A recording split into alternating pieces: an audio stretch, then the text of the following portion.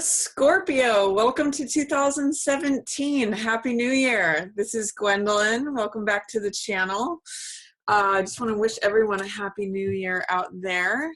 And this video is going to be a monthly Tarotscope for Scorpio for January 2017. So I'm just going to shuffle the cards here and then we'll get right into the monthly Tarotscope for Scorpio.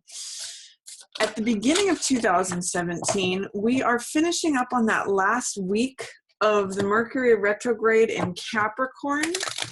So it's still a good time for Mercury retrograde themes like reflection, reassessment, reevaluation, rethinking things, restructuring things, just things that are about going backwards and reviewing and revising rather than necessarily going forwards. And it's a good time to wrap up old projects, like complete things that had been started before, or tie up loose ends, or, just kind of like reflecting upon the past year, 2016. And thinking about like where you want to set your sights differently or assess your goals and, projects for the future, because the Mercury retrograde is in Capricorn, and Capricorn is all about achievements, accomplishments, goal setting, where we want to go to climb that mountain, because Capricorn is the symbol of the mountain goat. So when we have a Mercury retrograde in Capricorn, it's kind of like revising your map or adjusting your sails, making sure that you're going in the direction that you want to go in. It's not actually like giving more steam to the engine or, putting more wind to the sails, but it's a time of a lull of the activity. It's like backwards motion. So it's a time when I think of like a car that goes into reverse direction, and that's when you adjust your steering wheel to go in the direction that you want to go in. So it's a good time to reassess, revise, re-strategize, recalibrate, relax, and rethink. So I'm just going to see what's coming up for Scorpio here in January. Looks like it opens up. Ooh, two kings facing off in reverse. Whoa, maybe in the family. Was there something that went on in the family, Scorpio, with either like a father and a grandfather facing off around the holidays, or as January opens? Is there any sort of conflict or dynamic between two authority figures? Because King of Swords and King of Cups are two power players, and the fact that they're showing up, staring each other down, and in the reverse position kind of says there's something going on here. Normally, now this could be interpreted in a number of different ways. King of Swords he's usually represented as an air sign, but it could be anyone who holds that archetype of King of Swords. So it could be Aquarius, Libra, or Gemini, but it also could just be someone who is very normally wise and fair, thinks things through. Swords represent the mental element, so the air element, knowledge, wisdom, understanding, those are all swords themes. And he is normally in accordance with the truth. I kind of call this the King Solomon card, because he makes decisions that are fair and wise and true, and using thought, using logic, using analysis. But when he shows up in the reverse position, it's saying that someone is not being fair. Someone is not being true. Someone is not in alignment with the truth, and they're not seeing things from a clear point of view, because clarity comes with King of Swords in the upright position. This is like when you're not seeing things clearly. So there's someone who's not seeing things clearly. This could be an air sign, or it could be like someone who's in an authority position, like a father, a landlord, a boss. Someone in an authority position who normally represents King of Swords he's upside down. He's not seeing things clearly. He's not his normal self. He's not necessarily in alignment with the truth. That's going on with him. And then King of Cups is the heart-centered king. So he is also compassionate, but he's like loving and tender and considers people's feelings. He's normally like one of the most compassionate cards. He's sometimes looked at as the perfect father or the perfect partner. He's like the loving king of hearts, you know. He's the king of love, the king of emotion, the king of mastery of emotion, and has always comes from a position of compassion, love, caring, tenderness, considering the other person's feelings. That's King of Cups when he's upright. In the reverse position, this could be like over emotionality, you know, getting spun out of shape emotionally, getting really volatile, getting really like heated emotions. So I'm kind of getting that there's a battle between emotion and thought. Now this could be internally, Scorpio. It could be that these are both within you, like the strongest part of your mind and the strongest part of your heart are at battles with one another. Or it could literally be, you know, two family members. Usually King of Cups represents a water sign. So this is Pisces, Cancer, or Scorpio. So this could be you, Scorpio, facing off with an air sign, or someone who is equally strong or equally authoritative, but they're coming from a place of their beliefs being challenged, or their thoughts being challenged, or something that they see as their truth being challenged. And you're saying, no, this is how I feel. And they're saying, no, this is what I think. And so this looks like a pretty epic battle. The reason I think it might be in having to do with the family is because this is 10 of Cups. This is normally 10 of Cups in the upright is peace, it's joy, it's the most amount of cups on a card that one can get. And it's like literally like the joy at the end of the rainbow. It's when there's harmony in the family, joy, peace. It's all those beautiful emotion words, like, you know, lovingness, tenderness, caringness. You know, King of Cups is usually very much in alignment with this. This is what King of Cups' ideal goal is. However, with this card in the reverse, King of Cups in the reverse, and King of Swords in the reverse, there's some sort of epic battle going on. It could be internally within you, Scorpio, or it could be with you and someone else. Or it could literally be like, you know, one grandfather versus the other grandfather, one father versus the other father.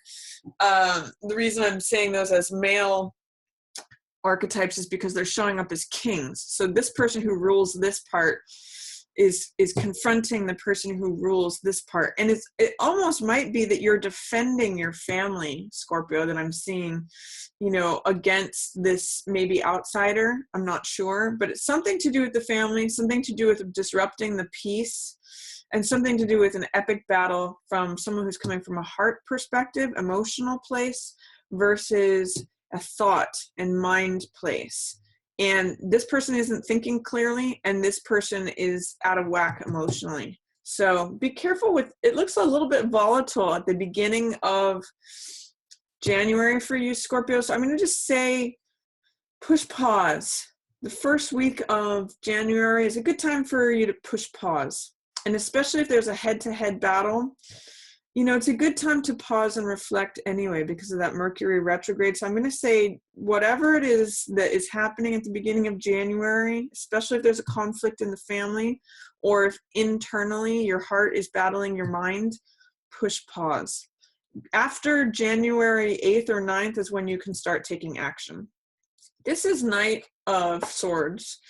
And this is actually about going forward with what you believe, going forward, experimenting and taking risks in defense of what you believe and what you think. So Knight of Swords takes action on things. He's courageous. He's daring. He is, he's very, very logic-minded. Like he thinks things through. And he thinks about what he believes and what he wants to defend. He's like takes up a cause, and I think of like a fireman who goes into a burning building to like rescue people because he believes in the truth and believes in things being right. He wants to assert his beliefs. He wants to assert his thinking. He can be very like clear and insightful because he has an exceptional mind, but sometimes he can be a little blunt or a little too direct or a little too uncaring. So I'm going to say whatever is brewing here, make sure that you keep the heart aspect in mind, but it's good to take action after, well thought out action, I'll say, because Knight of Swords is about thought and beliefs and wisdom and knowledge. Take action after January 8th or 9th, because that's when you will be thinking clearly. That's when stuff is in the upright position, not all this reverse stuff. Then in the middle of the month, you've got Ace of Cups in reverse here and 10 of Swords in reverse. Sorry, 9 of Swords in reverse. So Ace of Cups is about having your heart filled. It's about a new joy, a new passion, a new love. It's water energy, just like you, Scorpio. So it's about having your heart filled. It's like, you know, enlightenment from the deep waters. Because Scorpio is a deep water sign. You actually have to do with like the dark, deep waters. That's where all that depth comes from, that Scorpio has, that intensity. And in this card, we've got the lotus that's blossoming and blooming, which is a sign of enlightenment coming from deep, dark waters. And it, by the way, it creates joy.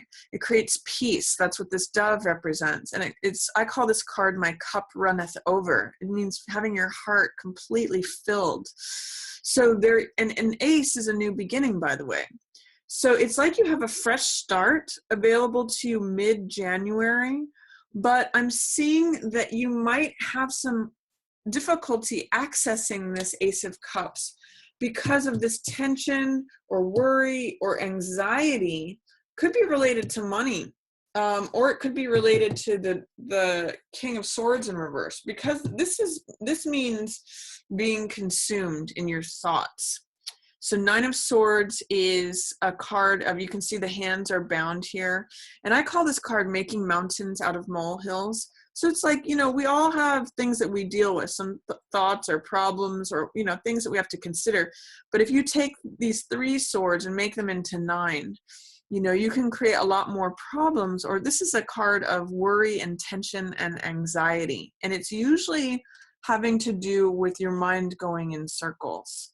Or you're usually fighting this battle inside yourself, in your own head.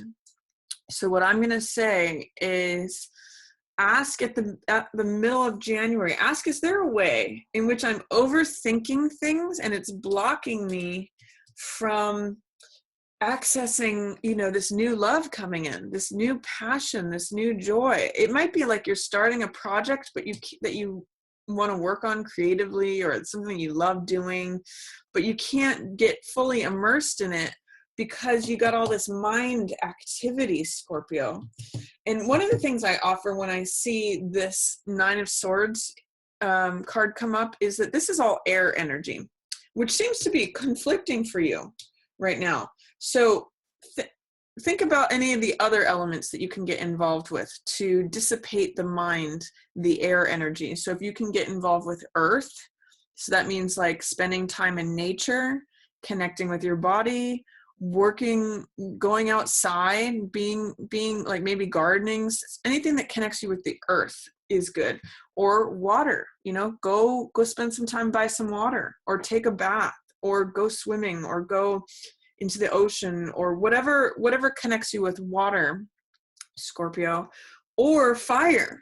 Fire is action. So fire is like exercise, or enthusiasm, or, you know, it's creativity, anything that has to do with action. All of those are other elements. When you have an overabundance of air, sometimes a way to balance that out is to bring in another element that helps balance it out. I'm going to say water, especially for you guys, because this Ace of Cups is all about water, and that's where joy and love and passion, which is a great word for Scorpio, passion can come about.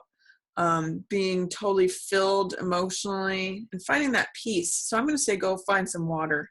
Even if it's like staring at a picture of a lake, however water can come into your experience, Scorpio, mid-month, it's going to help you get out of your head. Remember that if you find yourself in worry, tension, anxiety, going in circles in your head, splitting hairs, making mountains out of molehills, any of that, if you experience any of this like two fists bound, especially regarding your mind or going in circles, over-analyzing, this is a real card of over-analyzing. Connect with water. That's going to help you. And then it could be that some of this worry or anxiety or tension is having to do with not having enough money. Because nine of coins is about self-discipline and having enough money for extra things left over, like the finer things in life. Like you can see she's eating grapes. She's got the 9 coins draped around her neck like this golden necklace. She's got pearls and refined jewels and robes of purple. This is a real luxury card. So it may be saying that you're not getting to experience luxuries in the way that you would like to, that you haven't gotten to a place where you're a little bit worried about having money left over or excess, or there's something that's challenging. It may be that you're thinking too about not being able to do some things that like other people are doing, that you haven't gotten to the same place of having extra money left over to do the nicer things. I'm also getting, Scorpio, with both of these cards in reverse. Both of these are 9s. 9 of air, which has to do with thought, and 9 of earth, which has to do with possessions, material things, assets, all of that. 9s are cards of ending and letting something go. And the fact that they're both in the reverse position, here's absolutely what I'm going to say about the 3 of these together. When you resist letting go of something, a new thing, an ace, this is new beginning, can't come in until you let go of this. So whatever it is that you're thinking about that has to do with things that you own, things that you want to possess, on one of the lower aspects of Scorpio is that you guys can sometimes be a little bit possessive. Not all of you, some of you. It's a low side of the Scorpio trait, but what are you trying to possess and thinking about owning, thinking about having? Is this jealousy happening, Scorpio? Because what the 9 is asking, the reverse of the 9 cards, 9 is letting go, wrapping things up, end of a cycle. So what is it that you're not letting go of that is preventing you from having look at this, your heart filled, your cup runneth over, feeling totally emotionally joyful and at peace and full, intensity, passion, all of that. What's blocking you from having a new passion? The sense I get is if you're thinking about something, overthinking it, and trying to hold on to something that may not be yours anymore, it's blocking you from receiving a new passion. Once you figure this out, Scorpio, and get past it, look at what's on the other side for you. Abundance, prosperity. This is Empress, who is sexually satisfied. She's abundant. She grows. She's fertile. Everything that she touches grows around her. She's about prosperity, abundance, having more than enough of everything. I think of a modern version of Empress as like a 1950s diva, like Marilyn Monroe, like luxuriating by a poolside, like just, with people bringing her grapes and lemonade or whatever she drinks.